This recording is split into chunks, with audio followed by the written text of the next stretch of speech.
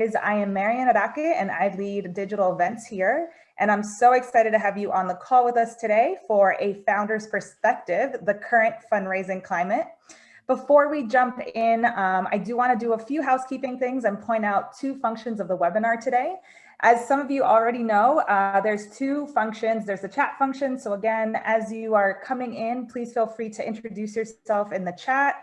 Let us know where you are. And as you have questions throughout the session today, please drop your questions into the Q&A box. Both myself and the moderator will be keeping an eye on that to make sure we cover as many questions as we can.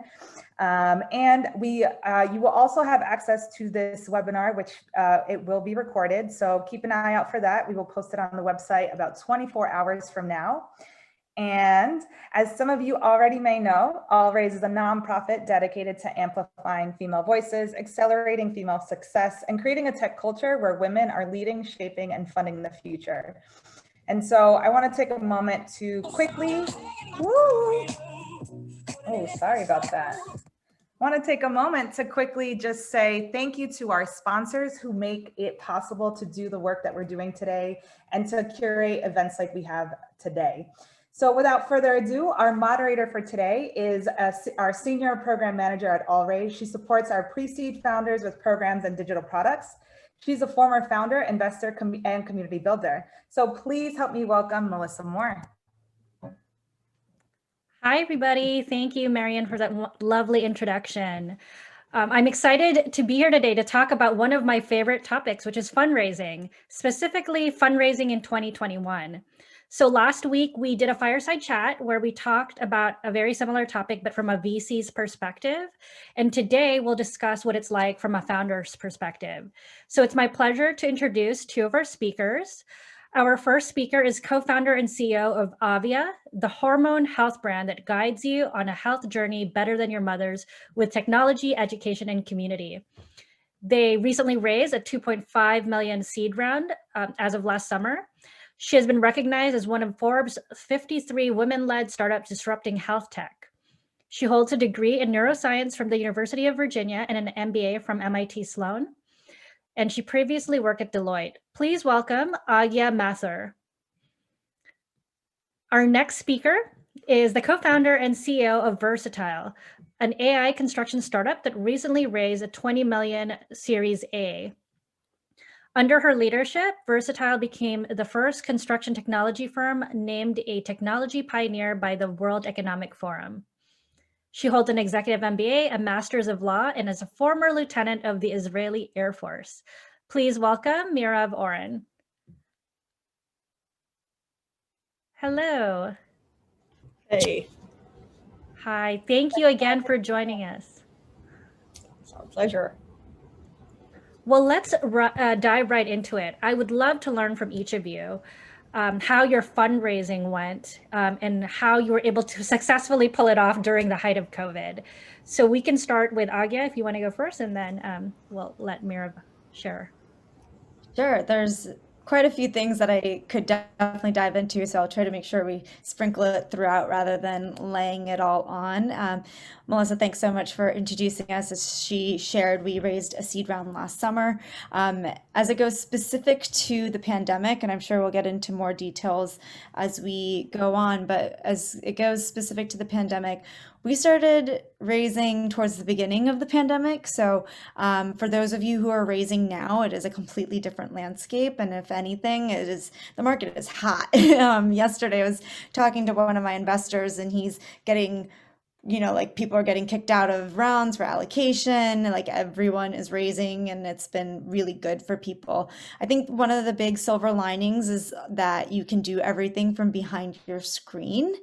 So you're both saving time and money rather than flying coast to coast, like north to south every day, honestly, to do such a thing. So I think that being able to talk to someone in San Francisco and then New York just an hour later is actually quite a big benefit there. And then another thing is just like your time and your energy. Like traveling is not always easy. I used to travel actually 4 days a week, every week for 5 years. And I know the type of toll that took on me. And then also just from a burn perspective, because it's not cheap either. So I think those are really some of the benefits. one of the things obviously is you're not getting to know people face to face, but I think that that's something that people will continue to get more comfortable with. Yeah, totally agree with the market being hot right now.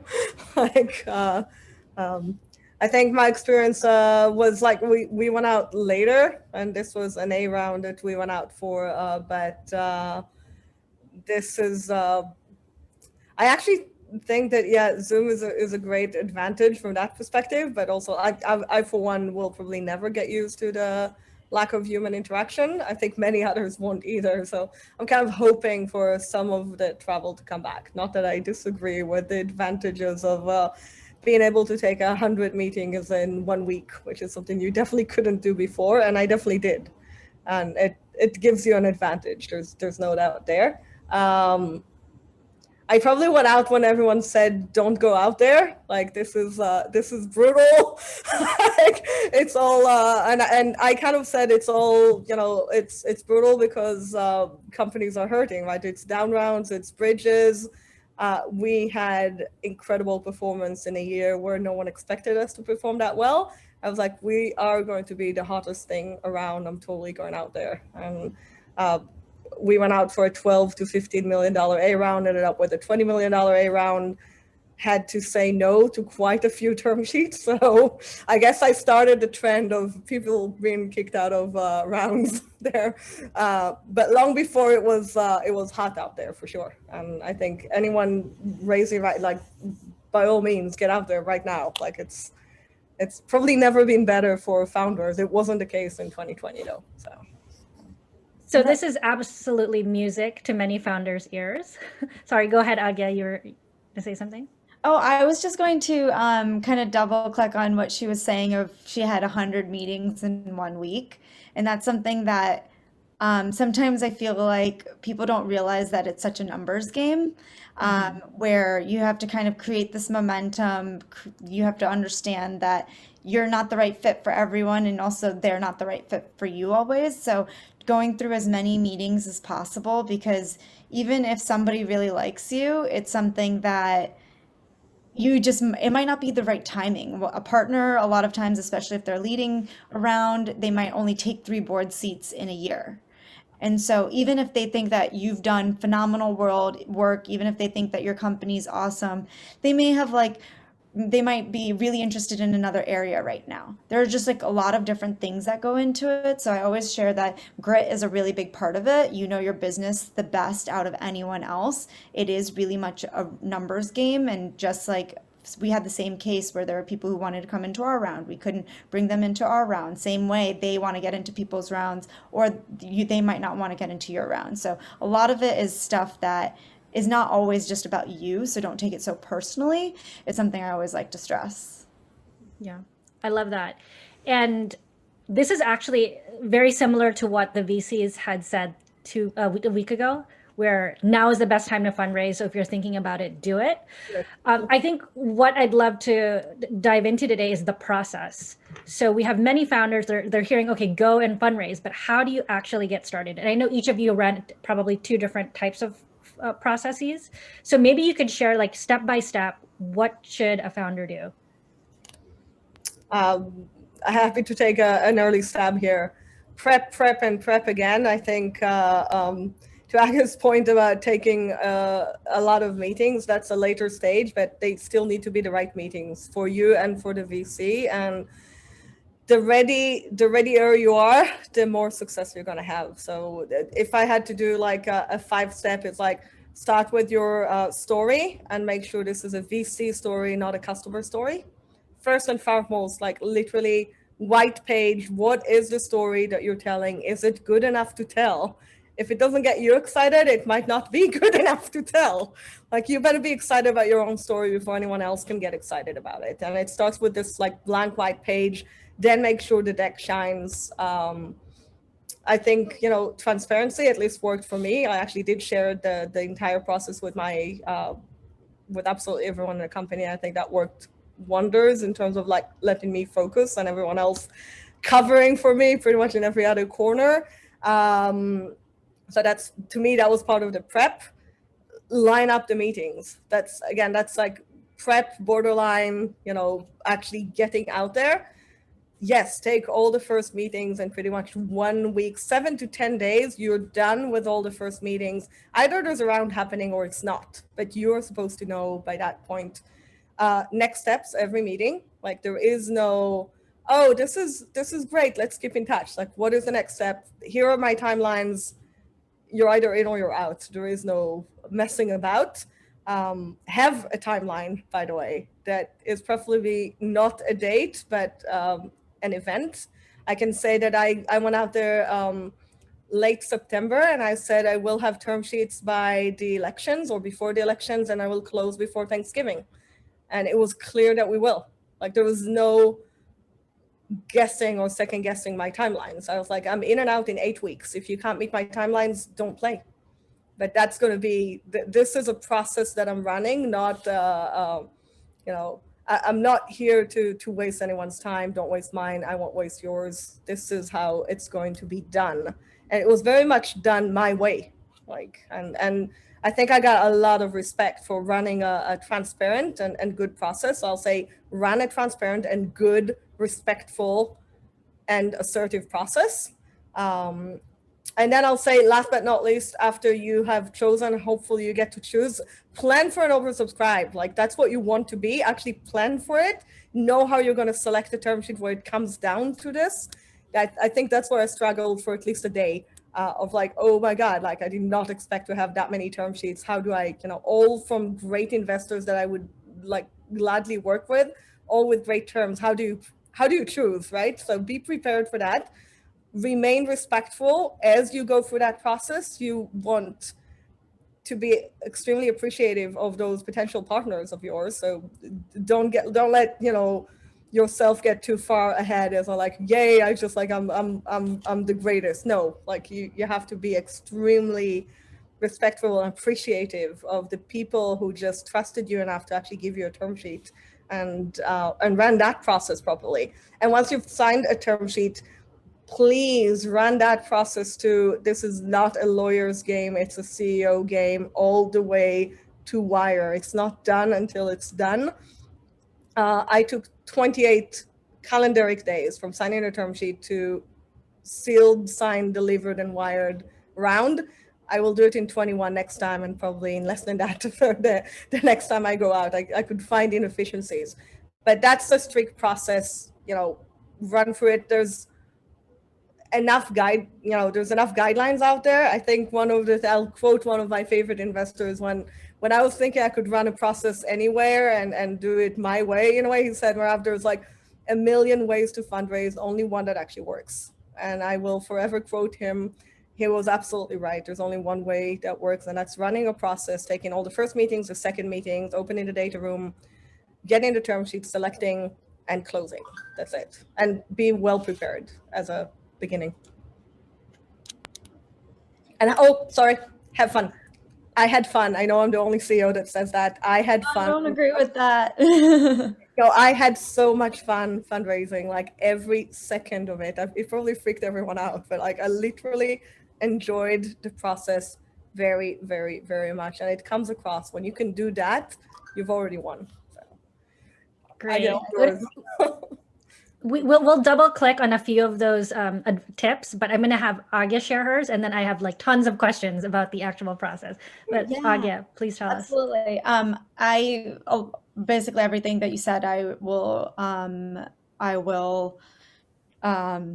agree with, and especially a few of the things that I'd love to share for those who are raising for the first time too, because I think there is definitely a difference when you're looking to raise for a first time versus you've had some experience and have investors on your side too. So storytelling, 100%, like the biggest misconception that there is, or I know somebody was asking like, what are some of the misconceptions about raising rounds and stuff? Storytelling is like half the battle. And like you actually believing in your story and you believing it's going to be this big business. So you have to believe it before you can make other people believe it. And that is something that I think a lot of people actually, like, I've been helping about a dozen female founders raise a seed round in the last couple of weeks or in the last 2 months or so. And that's been like one of the biggest things where I'm like, this is great. And I understand this is what you're doing right now. But what are you going to do 10 years from now that's going to change the world and is going to make billions of dollars? So I think that that's a big part, that you have to believe that you can get there as well. Another piece that I also help people prepare with, especially when you're female founders, is preventative questions versus promotion-based questions. So this is like an unconscious bias. It's been studied by Harvard. I think it's like Harvard Review does an article on this, where if you are a female, regardless of if it's a female investor or a male investor, they're more likely to ask you prevention-based questions. That's like, what are you going to do when there's this risk? What are you going to do when this negative thing happens? How are you going to deal with that? Versus for male founders, they may ask more of, hey, like, how big can this get? How is this going to work? Like, how are you going to push this even further? So really preparing your answers to know that you're going to get asked this question, but what are you going to answer? And that's like a big part of something that I did a lot of prep on. I actually did an independent study when I was in business school on raising as a first-time female founder. And that was like the biggest thing that I heard, other than like what to wear to investor meetings, from a lot of female founders. So that's something that I prepped a lot on. And then also a big part of it is you want 100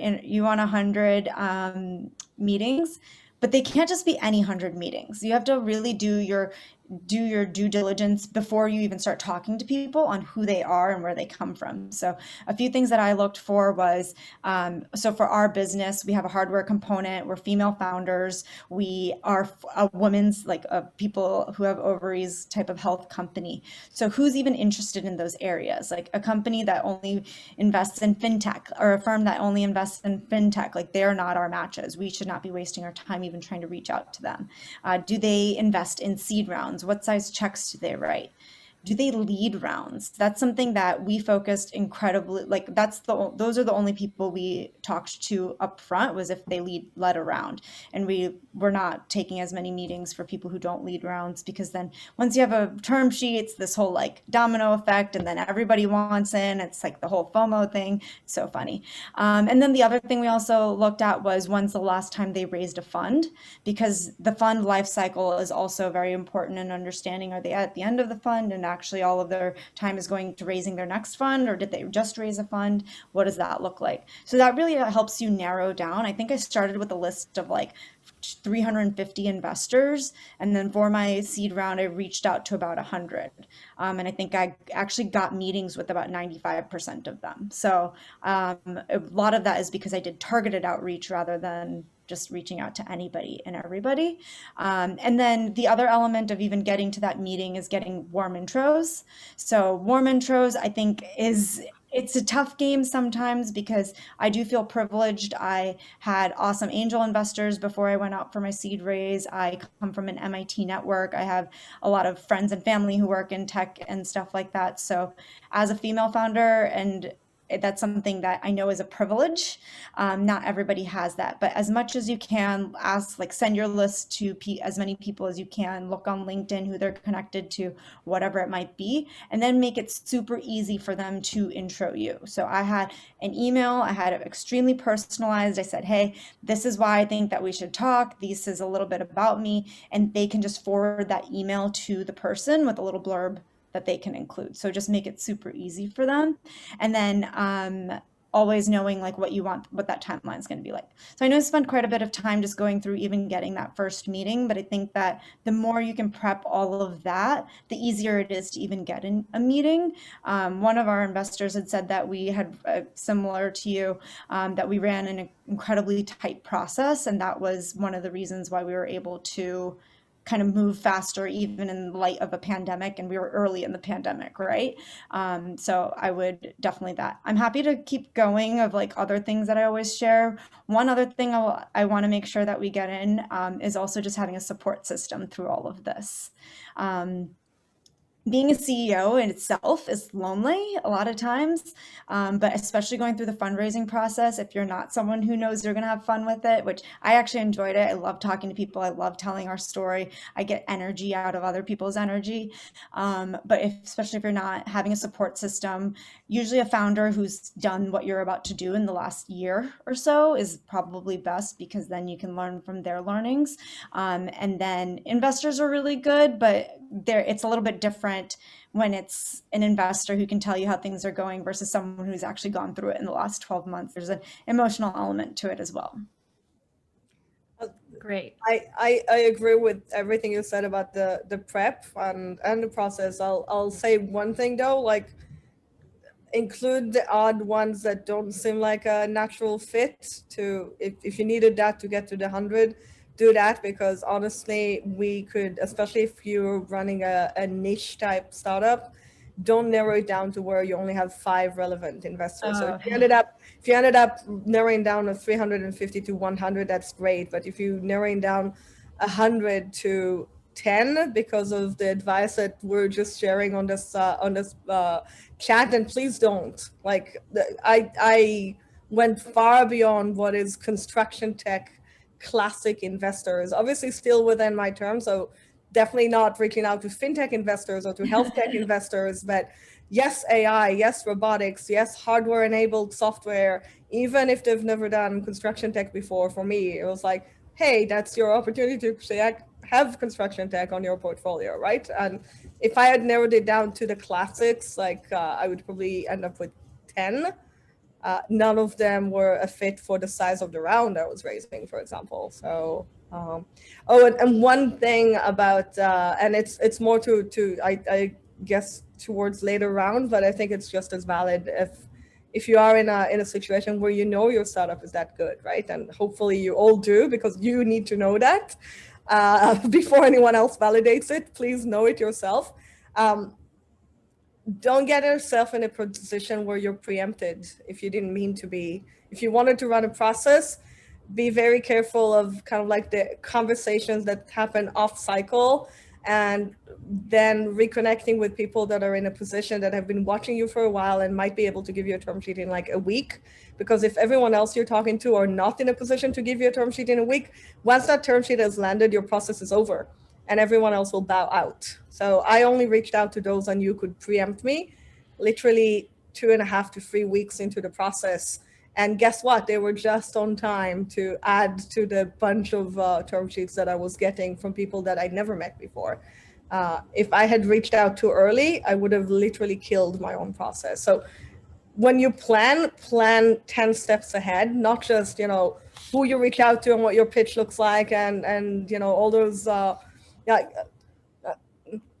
you pretty much nailed it, right? I have very little to add, but also what happens next? What are the next steps? When do you open the data room, for example? What do you put in the data room? Like, I could definitely talk about that. Also, what you put on your deck, by the way, not too much will be the first thing I'll say.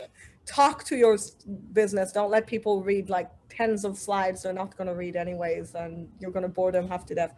I could add as much as but I don't know what the question situation is. So.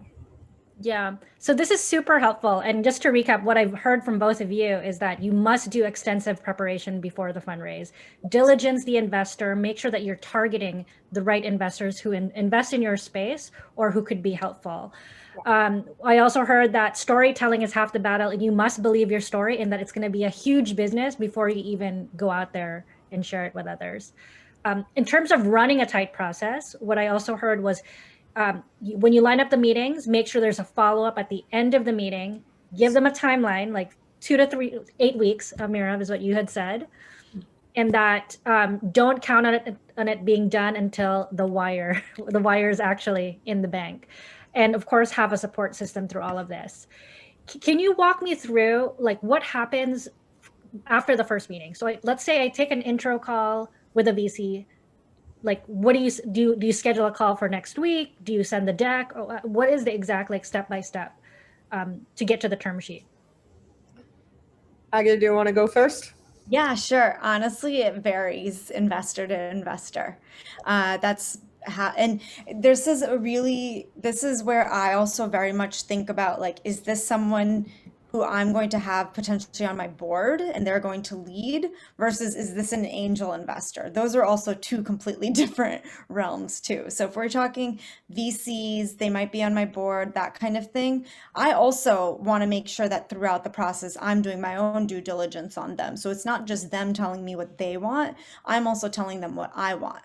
This is where sometimes you have to remember you have a lot more agency than you think that you have. Like, a lot of people go into investor meetings and are like, oh, they like have to tell me everything that they want. I'm kind of like a pawn to them. But if as soon as you do that, they know that, right? And they can kind of take as long as they want and stuff. So this goes back to Meirav, your point on, hey, like tell them that you've got a timeline and stuff. But I do think that it really does vary from investor to investor.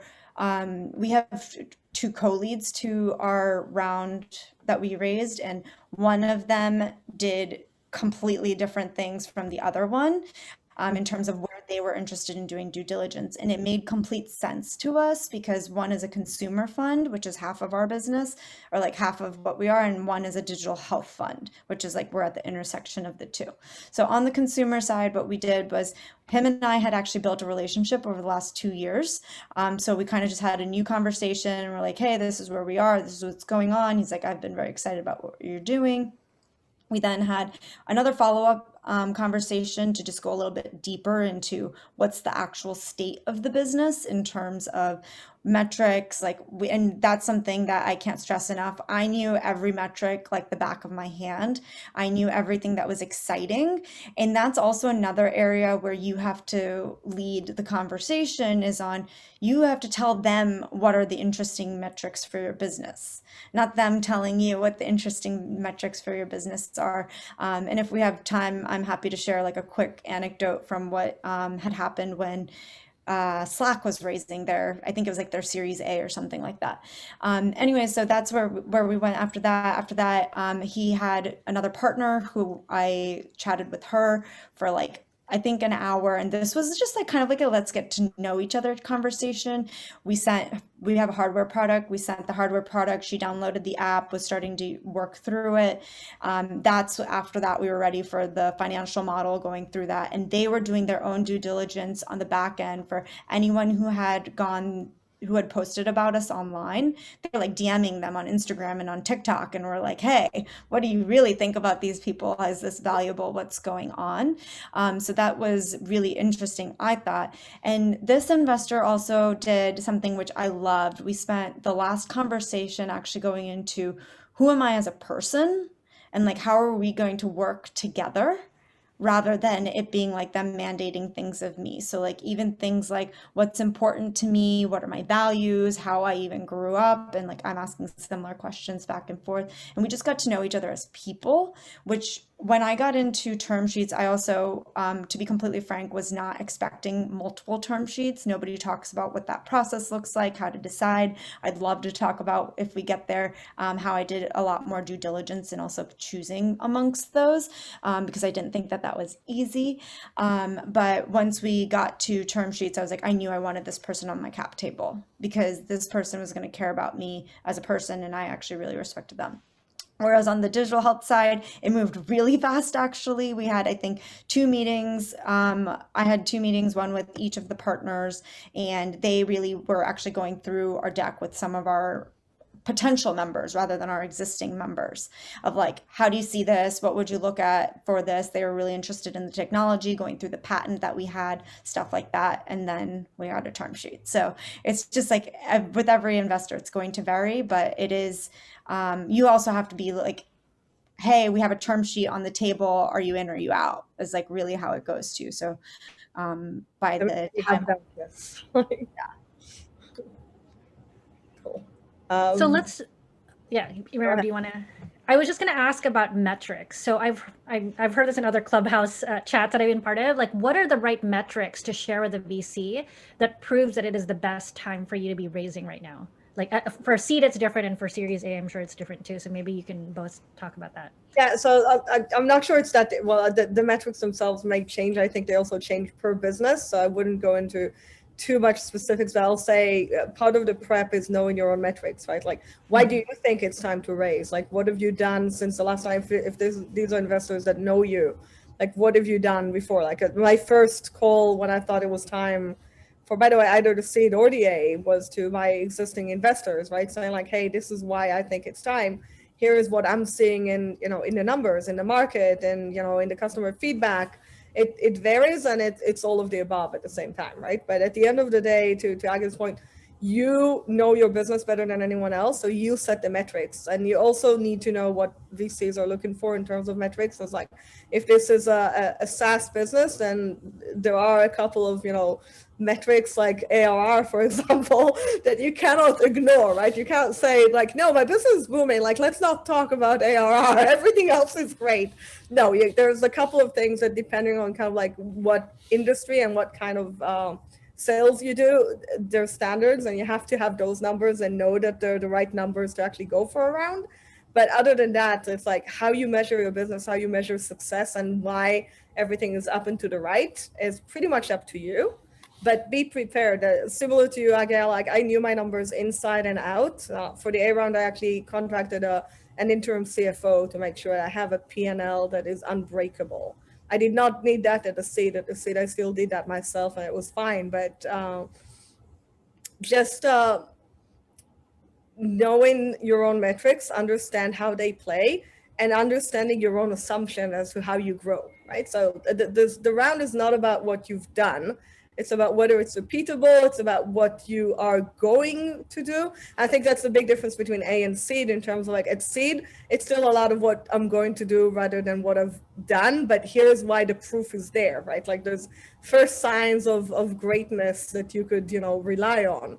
At the A, it's like, I've done this much, and I know it's repeatable and reliable, and like, here are my metrics. But you still rely on assumptions, right? And you still have this grandiose vision. I always say I'm only 2% done, right? So if I'm only 2% done, what is the extra 98%?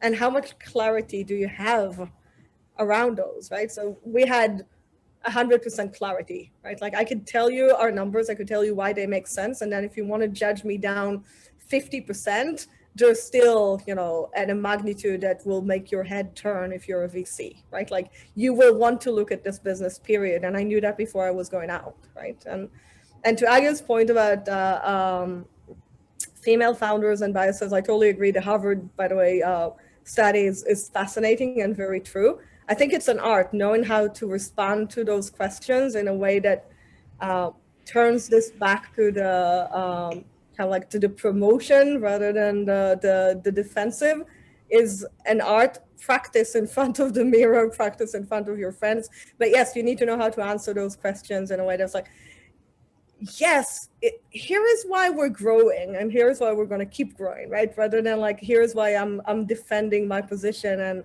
afraid of competition. I'm afraid of no one, period, right? But it has to come across very, very clearly when you get those questions. By the way, that study spoke about the differentiators between the ones that kind of like were caught in the trap of those type of questions, and the one that could turn those around. So instead of being caught in the trap or being aware and afraid of those questions, understand and learn how to get out of those and be on the winning side. But I think the percentage are staggeringly high for those who answered those questions well. So the odds are actually in favor of, everyone out there fundraising, regardless of gender.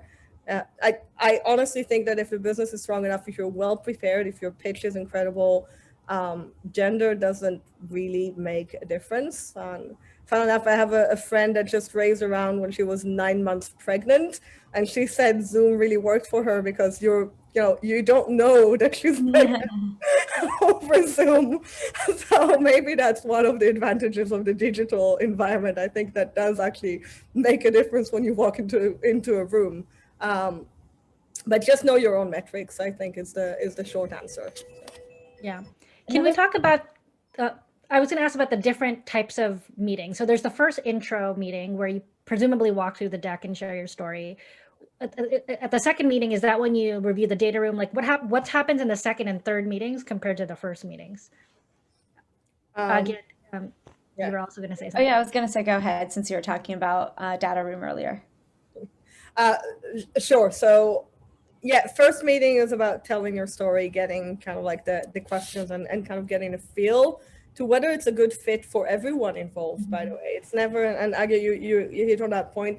It's not you selling to them. They're supposed to sell to you. Like, I believe that when we're fundraising, we're giving people an unbelievable opportunity. And when you say it that way, you can also have fun with it, right? So it's like, I'm gonna be doing what I'm doing regardless of the result of this specific meeting. And I'm just gonna enjoy meeting you and giving you the opportunity. Then you get to choose what to do with the opportunity. But the first meeting ends with, what are they doing with the opportunity? When are we following up? Second meeting, to me at least, like I think that before you open, and this is my strategy, I think it's validated. There's a good article that says, I think the title is something like "Data Rooms is where deal goes to die," and I could not agree more. And it doesn't mean you don't need a data room. It means you need to know how to manage a data room, right? So to me, before I will open a data room, it's like you have to take that second meeting where I could walk you through the assumptions, right? Where I could walk you through why my numbers behave the way they do and why I think they're correct, right? What I don't want to do is give you a 100-page P&L for your analysts to dive into, and I won't hear from you for the next 6 months because someone is actually working on it, but it's going to take them a while. So, and by the way, it's a great screening mechanism, because if someone is excited and they are going to do diligence, but they're not willing to give you another half hour of their time to walk through the assumptions, then they're not really going to do diligence, are they? So that's a great way of knowing not to waste your time. Or theirs, by the way. So I won't even open the data room, right? Like, give me that half an hour. So the second meeting is actually shorter than the first one, at least for me. And it's about walking through the assumptions. Then all of the other meetings are around diligence and the things that they want to know. And it's, at least to me, my opportunity to get to know the person, I guess. So I do it slightly differently in terms of, like, it doesn't necessarily have to be at the end or at the beginning. It's all through the process where I would have I made myself 100% available, by the way. I don't sleep when I fundraise, but that 100% availability is like, I'm committing to my own timelines, and I'm committed to the process, and I'm committing to getting you ahead of the process. Like, I actually care about the investors in the process being successful in this process, and I will answer all your questions day and night, and I will get on a call with you when you're struggling with something that I have shared. It's a great opportunity to get to know who they are, and it's a great opportunity to let them know more about me, right? And the way I think. By the way, at first speech, I tell kind of like a personal story to begin with. So hopefully they know who I am at the gate, because that's one thing that you better kind of like put out there. Then you honestly don't need more than 2, 3, maybe 4 formal meetings that are, due diligence in essence. At that point, this should go to partner meetings, right? And we could talk about partner meetings, but if there's no conviction at, 2, 3, or 4 weeks, depending on how complex diligence, we're a hardware-enabled software in construction. So I expected investors will need more than a day to diligence, right? But in some cases, they don't really need that long to diligence. And then you need to see this go. So my 8 weeks, by the way, for another company, I would raise in 3 weeks, right? So it really depends on the company. You don't need, or they don't need that long. Push for partner meeting, right? Like, this needs to go to partners. And yes, once the first term sheet has landed, boom, there's a very tangible deadline. You're either in or you're out. But even beforehand, if they know it, they know the timelines, then they're not surprised when you're like, hey, I've got the first term sheet. Like, what's up with that, partner meeting? So push for a partner meeting. Don't have too many meetings, but be extremely available, and get on as many calls as you can to get to know the investor and to help them get to know you and the way you think about what you put in the data room. And don't put too much in the data room, please. Don't drown. I was going to say, I'm going to drop into the chat some of the things that I looked for in terms of due diligence of my investors, in case that's helpful. And also, there are some of them that are like direct questions that I asked the portfolio companies. So that was a really important way of how I got to know, especially for someone who's going to be on my board, wanted to know like communication style, cadence, like how hands off, hands on they are versus like how they deal with downturns and stuff like that.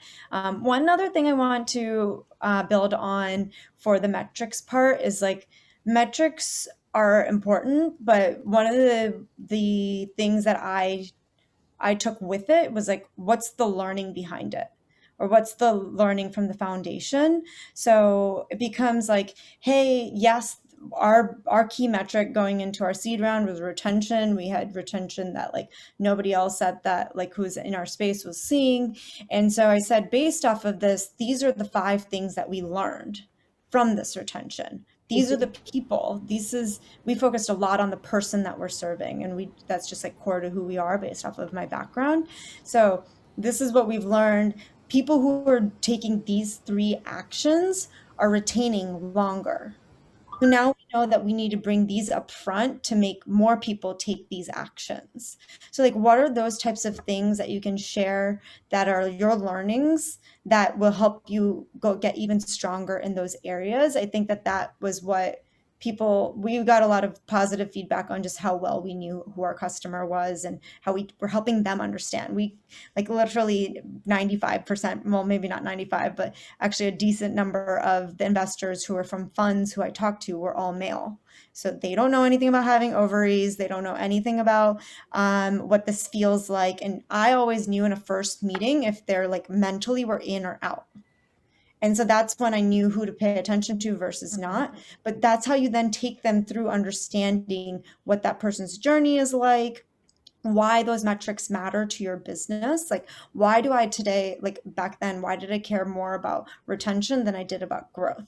Because there was an education component. I needed to make sure that even the people I brought in were actually sticking around. I needed to understand what they cared about, what they thought. Like, I had a full narrative around that. And that's part of knowing your metrics back and forth. It's not just like, oh, my retention is XYZ over, this many months and XYZ over this many months.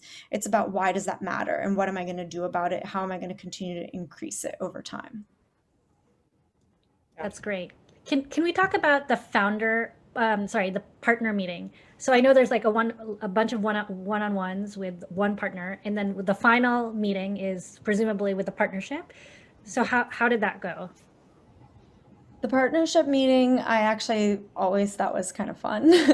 I similar to you, I wouldn't say like I enjoyed it and can't wait to do it again kind of thing, but more of like I did take it as great to meet people, learn people's perspective, stuff like that. So it's kind of going back to the beginning and sharing your full story, because they're going to be different parts. The partnership, first of all, what is a partnership, right? So a fund typically has multiple people who are formed as like they've bought into the fund. They, like they're the ones who make check writing decisions, and they're the ones who are going to come to the table along with, for a lot of my partnership meetings, analysts or associates, things like that, who can give a perspective as well. And you're basically sharing your story from start to finish, kind of almost like that intro meeting. But if they're good funds, they'll actually prep you on what the partnership will want to see, because they've been prepped ahead of time with kind of a memo that they have probably written. So, hey, can you spend a little bit more time on why this matters? Or this person seems a little bit hesitant on, how you are able to do this. Can you spend a little bit more time on that? So it's not like your typical deck, but you'll probably change it around or add more information on a specific area. And then they're the ones who then together make a decision on if you will, they're going to write a check in your company or not. That's a little bit more high level. All of mine at least were kind of different in terms of how they were even run, in terms of how long they were, in terms of if like only one person could ask questions or everyone asked questions, things like that. So I will leave it at that. Mm-hmm. Yeah, similar. I think partner meetings would have different dynamics, but the same narrative of the people that did not diligence you and that you did not get to meet all come into the same room and they will make a decision together. I will say that if the partner that brings you to the partnership meeting is strong enough, and if they had written a really good memo, then this is to get everyone comfortable more than to, kill the deal, right? Like if you got to partnership meeting, you should get a term sheet. Like I don't see, you know, again, if you're brought in by the right person and there is conviction in the room, and like, then they should get the blessings of the partnership to move ahead, right? At least that's my experience, and it's been really good with, you know, partners meetings. You need to prepare slightly different and ask that partner that's bringing you in what's important, right? Like, so similar to everything else you've prepped really well for, now is no time to be, you know, sloppy and think that this is, as much as it is supposed to be just, you know, really kind of like accepting what the partner has brought to the table. They still have many deals. They might still shoot the deal down. Like, don't assume it's going to happen simply because you got this far. So don't, you know, now is not the time to slack, right? And I can say that at least one of the partnership meetings, I took my Mac, believe it or not, a new computer that's not supposed to do that, restarted literally 2 minutes before the partnership meeting was about to begin. And I was like, it said 9 minutes to reboot. I was like, oh, okay, then I guess I'm taking this one from my mobile, and I'm not sure how we're going to run, you know, through the deck. I still opted into being on time, which please be on time. And I asked that partner that brought me to the party, I was like, you've got my deck, please actually drive for me. And I just like, I think they appreciated the grit, right? And the resilience. I was like, I'm sorry, my computer is like gone. And then I moved to my computer and I kept on going, letting him drive. I didn't even waste everyone's time in changing, you know, the settings. I did get a term sheet, by the way, so clearly that worked. But ideally, you prepare, like, try not to have that happen. Like, I wasn't thrilled when that happened to me. But still be on time, and then, you know, give it absolutely everything you've got, because you need all of the other partners that have never met you before to actually like you more than anything else, and your business. So it's, and I, once again, actually do try to have fun, because like I like you, I see the opportunity and everything. I also like literally enjoyed the process. When it's a well-run process, it's actually kind of fun. So I literally enjoyed it, and I can do it again, like today, like any day. I'm going to take questions from the audience because there's quite a few trickling in. But my one question about the partnership meeting and VCs that said yes, is there a correlation to the amount of time that you spent with a VC and versus the check size that they write, or no? No. No, seriously, not at all. Great. One thing that I'll actually add to the investor side real quick, we also really thought very clearly about who we want on our cap table. It wasn't going to just be like, okay, anybody who gives me money is in, because it's much more than just money. It's a partnership. And investor relationships are harder to get out of than marriages are. So you have to really think about that element. So for the two main funds that came in, we knew we wanted either someone who does digital health and consumer, or two separate ones to lead.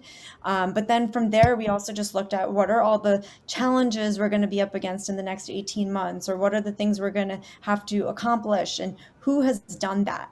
And we brought all of those people in as angel investors. So I love our angel investors more than anything, because they are about 75% of them have been founders or are currently founders. They're not like, you know, they just bring so much value because they've been through a lot of what we're going through. And so obviously love our funds as well, but that's just something I really think about a lot. Could not agree more. I'll say more than that. When it is a VC, it's not just the fund, but the actual person that's going to sit on your board. When I came down to selecting, the partner's EQ was one of the 26 counts that I had. I actually had an Excel spreadsheet that was comparing not just the term sheets from a pure financial, prospect, but like literally other similar questions to you, like what's the value add, what's the, the position for the next round, what is it that the company needs.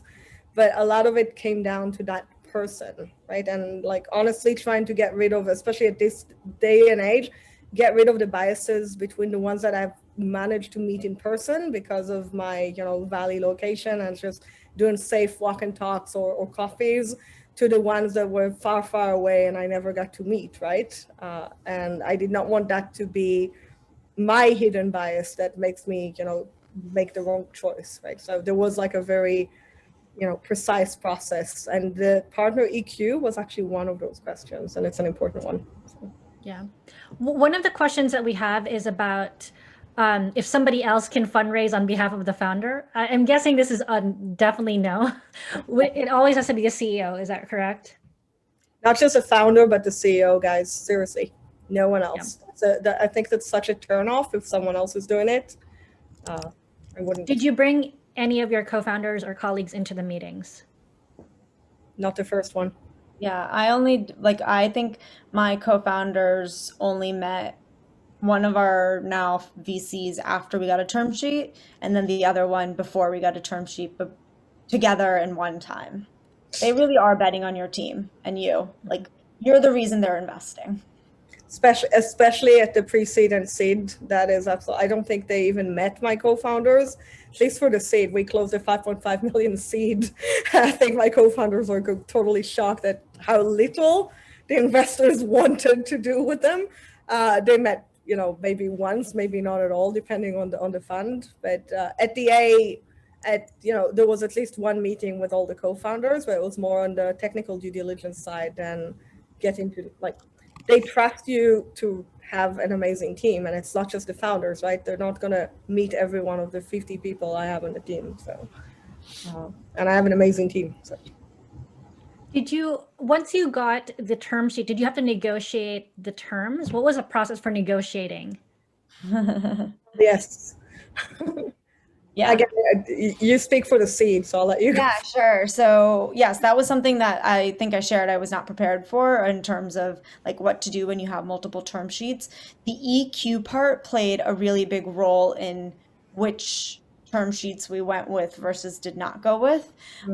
And you find that very quickly, like they're kind of like in very cell stage while you're going through all of the meetings. But then as soon as they feel like they have more power because they've given you a term sheet, things did change for some of the investors on our side, and I'll be very hopefully this is staying like within our ecosystem, but that's something that I did not expect that to happen, but I'm grateful that it happened because then you see quickly like who you want on your team versus not.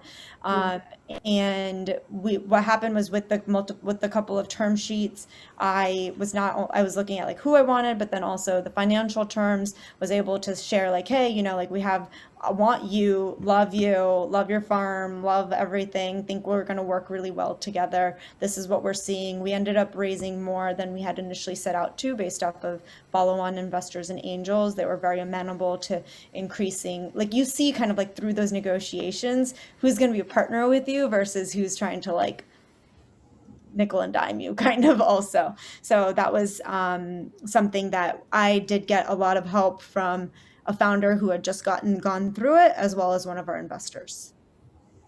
Yeah, that support network, like your previous investors as well as founders that you can trust in your network, is priceless. Hopefully, I'm kind of like paying it forward right now. Like I am trying to help a couple right now, just like as I've just gone through the process myself, and hopefully that could give them a better experience. But yeah, you better negotiate the term sheet, even if it's a single term sheet, and even if it's a preempted term sheet. Yes, yes, yes, and yes again, not just the legal parts of it, making sure this is clean, like not just also I think founders have the tendency of like obsessing with valuation and dilution, and yes, that's important. Obviously, don't sell 100% of your company. That's not going to be very productive. There are the rule of thumbs, right? Like, and you need to know before you even go into a round, you need to know how much of your company you're willing to sell and play within those, whatever percentages, right? So I don't think there's a lot on that front that I could say, but there are other terms, people, please take a look. Are they seeking veto on your next round? Are they trying to control the board when it's a seed round? And trust me, you want to be in control of your own company for a very long time, because no one knows your company better than you. So don't give up control too fast. Is there anything else there that is off market? Are they asking for, kind of like downside protection that is totally uncalled for, or like totally off market, even when the market was bad? Like like if you're in a good position, you should not accept those terms. If they suddenly became market, you need to know whether you're okay with them or not. And if you're in a multi-term sheet position, God, no, like none of those fly, right? And you can make them go away if you just said so, right? And by the way, if there's anything in your, previous rounds that you want to clean up, lean on that lead investor, say like, hey, I want to put this in a term sheet. So, the slate is clean. That's your opportunity. And honestly, everything that wasn't written in the term sheet is going to get you through a longer closing process. And I was talking about that closing process before. Everything that's left in a limbo, isn't clear, wasn't stated, will drag you through legal debates. It will drive your legal bills up. And guess what? You're paying the other side's legal bills too. So you better keep them sane. And it's just going to make it difficult, right? Like, so you better agree with your lead investor on absolutely everything, including who gets to come in, what are their terms, like how much allocations you get to actually give your previous investors. Is this enough? Are you okay with that? Are your previous investors okay with this? How I went to the mat to get more allocations for my seed investors in the A round because I felt that they have been incredible and I'm so lucky to have them. And they need to be rewarded, right? And it's not about preemptive rights. It's about literally rewarding them and giving them the opportunity to reinvest because they want to double down on you and you need to give them that opportunity. So there's so much in the term sheet.